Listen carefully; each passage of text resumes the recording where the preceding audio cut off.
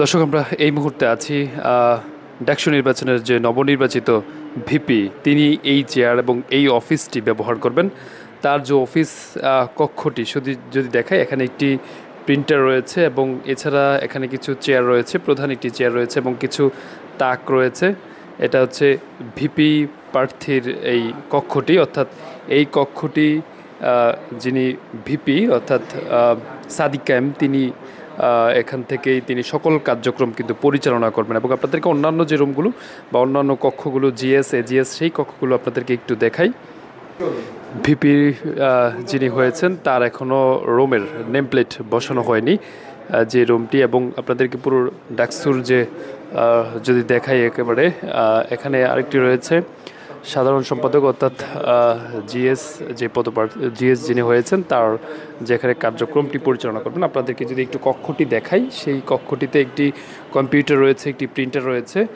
GS যিনি হয়েছেন অর্থাৎ SM ফরহাদ, নবনির্বাচিত, যিনি ডাকসু নির্বাচনে নবনির্বাচিত হয়েছেন, এবং তিনি অফিসের বিভিন্ন কার্যক্রম এবং সকল কাজ এখানে করবেন। এবং তার জন্য এখানে চেয়ার রয়েছে এবং অন্যান্য দের জন্য চেয়ার রয়েছে। এবং এখানে একটি কম্পিউটার এবং প্রিন্টার রয়েছে, যেটি একেবারে ধুলোবালু পড়ে রয়েছে। এছাড়া যদি বলে রাখি, এখানে একটি তাক রয়েছে। অর্থাৎ আপনাদেরকে জানিয়ে রাখি, সর্বশেষ এই ডাকসু নির্বাচনে সর্বশেষ ভিপি হয়েছেন নুরুল হক নূর। তারপর থেকে আর কেউ ভিপি হননি। এবং দেখুন, এখানে কিছু চেয়ার রয়েছে এবং সোফা রয়েছে।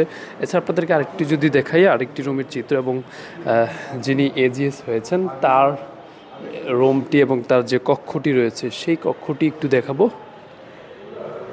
একটু কক্ষটি দেখাই। এটা হচ্ছে এজিএস সহ সাধারণ সম্পাদক, ঢাকা বিশ্ববিদ্যালয় কেন্দ্রীয় ছাত্র সংসদ। আপনাদেরকে একটু রুমটি দেখাই।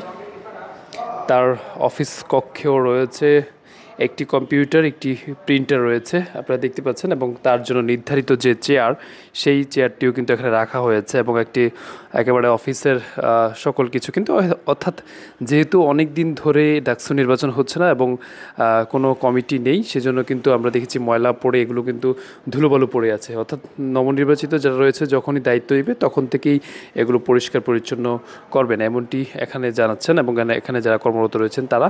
এবং ডাকসু ভবন আমরা দেখছি যে গত কিছুদিন আগেই কিন্তু এটাকে পুরোপুরি কিন্তু কাজ করা হয়েছে, অর্থাৎ সংস্কার কাজ করেছে।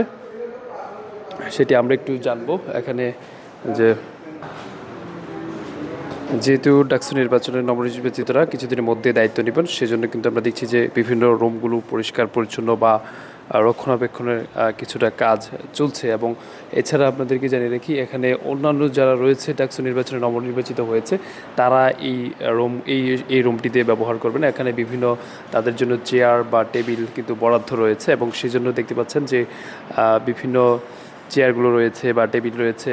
এবং তারা অন্যান্য যারা রয়েছে, যে পদগুলো রয়েছে, সেই পদগুলোতে তারা এখানে দায়িত্ব পালন করবেন এবং তাদের যে অফিসের কার্যক্রম সেটি এখানে পরিচালনা করবেন। এছাড়া যেটা দেখতে পাচ্ছেন, এটা হচ্ছে ঢাকা বিশ্ববিদ্যালয়ের ডাকসু নির্বাচনে এবং যারা নবনির্বাচিত কমিটি রয়েছে তারা প্রতিদিন এখানে, পরিচালনা পর্ষদ যারা রয়েছে, কেন্দ্রীয় কমিটি, তারা এখানে মিটিং করবেন। সেজন্য এটি হচ্ছে কনফারেন্স রুম। অর্থাৎ সেজন্য আমরা দেখতে পাচ্ছি যে চেয়ার টেবিলগুলো কিন্তু পুরোপুরি প্রস্তুত করে রাখা হয়েছে। অর্থাৎ বলা যায় যে নবনির্বাচিত যে কমিটি কিছুদিনের মধ্যে দায়িত্ব তারা গ্রহণ করবেন, তারপরে কিন্তু তাদের যে কার্যক্রম এবং ডাকসুর সকল কার্যক্রম কিন্তু তারা বুঝে নিয়ে তারা কিন্তু শিক্ষার্থীদের উদ্দেশ্যে এবং শিক্ষার্থীদের জন্য কিন্তু কাজ করবেন।